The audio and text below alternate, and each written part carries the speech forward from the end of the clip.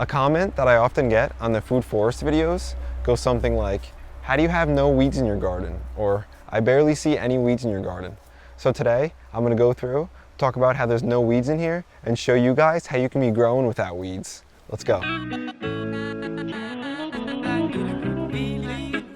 It's not an accident that there aren't weeds growing in the food forest.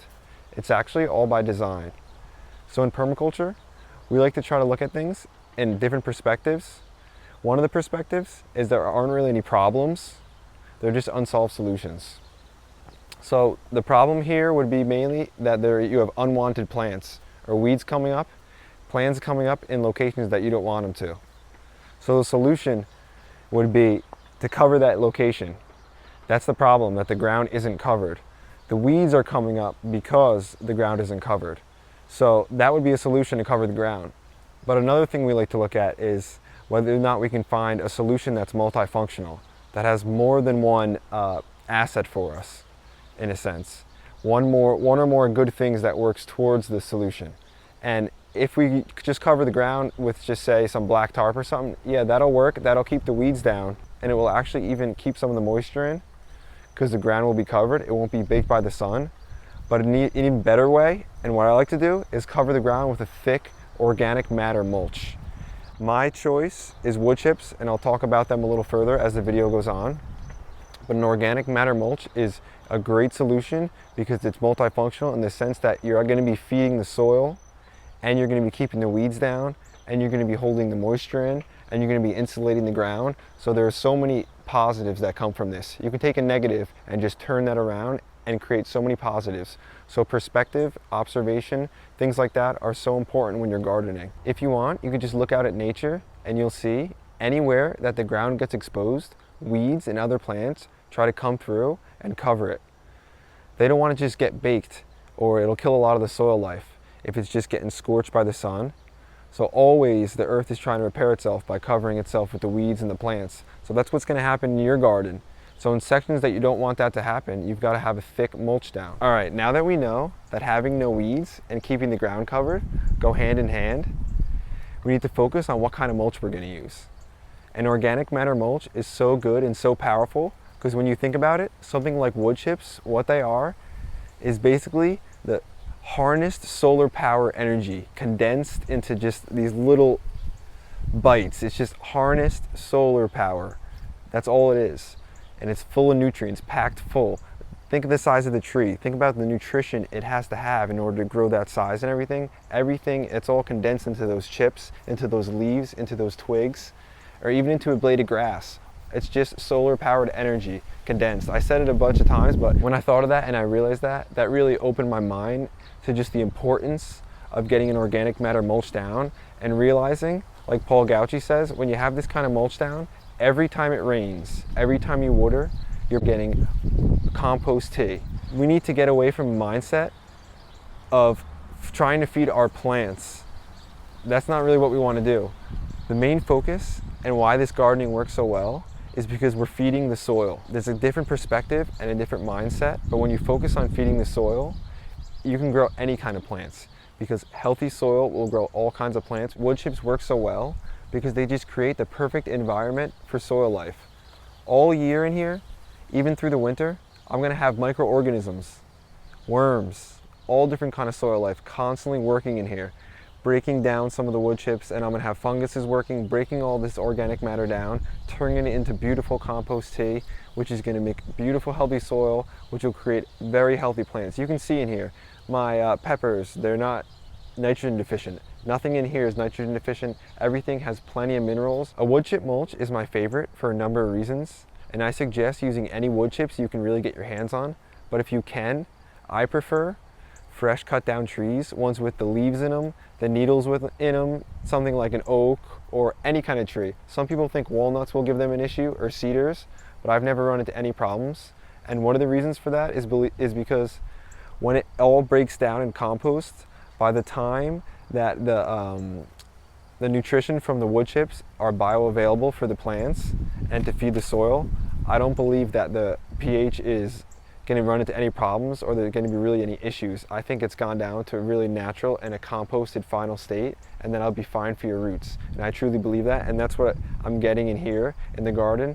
I can grow any kind of plants in any area. I don't have to worry about feeding certain kinds of plants. And the reason for that is a complete change in perspective, and that's because I don't focus on whether or not I'm gonna build a healthy spot for raspberries or a healthy spot for grapes or something. I focus on building the health of the soil, because the soil is what supports the plants. The soil life is what supports the soil. So really, it's about building a perfect environment for soil life. I wish I could give you guys some of the fruit because you'd be able to taste it.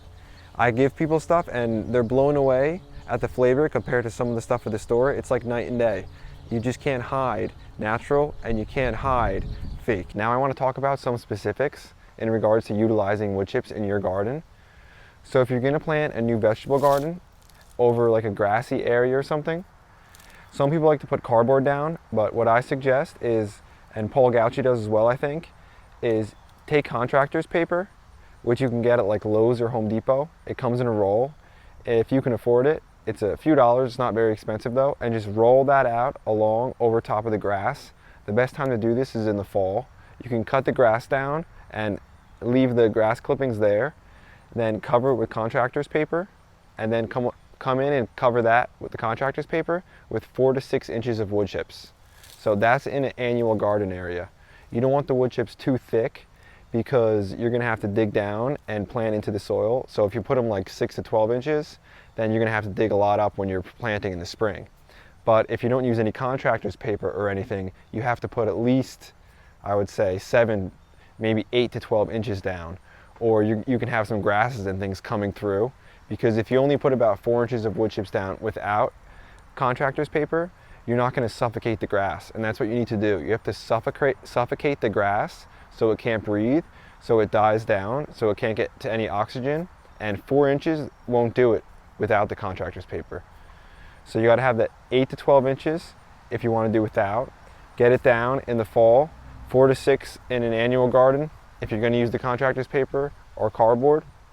Then you'll have all winter for the water to soak in, for the worms to come in, for a lot of the wood chips to break down and everything, for the funguses to start working on the wood chips. Then when you come back in the spring, you'll be able to dig down past the wood chips and dig into the soil. It'll be soft, it'll be nice and wet, and it'll be perfect to plant in. Now if you want to put some fruit trees in or something, I suggest around the base of the young fruit trees, only about 6 to 8 inches. You don't want really, really deep wood chips because you want to make sure that you've got enough moisture and everything getting down to the base of to the actual ground level here where the dirt is. So you don't want really, really thick wood chips around your young trees. Once your trees are older and a little established, like a lot of the ones in here, you can go as high as the wood chips as you basically want. 12 inches, I do in a lot of areas. Another great thing about wood chips, especially if you can get the chips with the needles and the leaves in it, is you're gonna get a slow release and breakdown of some of that organic matter. Like the leaves will break down a lot quicker than some of the bigger wood chips. So you basically have a great insurance policy putting in for nutrition and for fertility that'll break down slowly quick in the beginning a little bit, and then also slowly over time.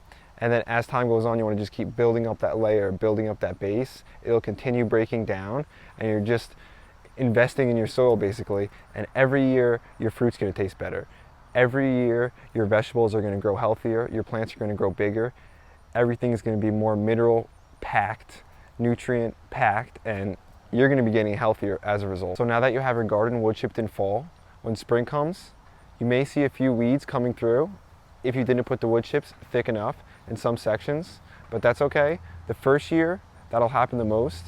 And as they come up, you have to make sure you just pull them up and try not to mix the soil too much. I've talked about it in previous videos, how it's not good to mix the dirt with the wood chips. You want everything in layers, not mixing. But after you have all the wood chips down, you'll get a few weeds coming up, but again, that'll only really be bad the first year, because in coming years, even if weeds blow in from neighbors or something, if you have the wood chips thick enough, they're not really going to be able to get down to the soil level to even germinate. So the ones that were deep enough, if you have in the sections, they may germinate the first year or something, but as you're building year after year, over top and over top, you're going to get less and less weeds, going to have to do less and less work, and like I previously said, you're going to be building fertility, so it's a win-win situation. And even if you do get some weeds coming up, it's not a big deal. because they pull out of the ground so easy in the wood chips. It's almost fun in a way, weeding, compared to what it could be when you're on like a hard, packed soil. The wood chips make everything so light, so loose, so the roots just pull straight out. A lot of the issues, headaches, and work that come along with weeding the garden can be eliminated with just covering the soil. To me, that's just profound. But I found in my life, things that are simple usually are true. So these videos I make for you guys, I'm here to inspire you guys. I'm here to encourage you guys and let you know a lot of this stuff I'm doing here, it's simple. And you can be doing the same thing in your backyard. Nothing I'm doing is special. So as long as you have the space and you're physically able, there's no reason you can't be harvesting the same high quality food out of your own backyard. I want you to just think for a second that excuses are just well-planned lies. So don't let that get in your way. And even if you only have a small 2x2 section, I think it's important to do what you can. You can't get a miracle. You can't get a movement. Nothing can change unless we all start doing what we can. So I encourage everyone out there, like I've said before, get planting, do what you can. Thanks for watching, guys. Thanks for tuning in. See you in the next one.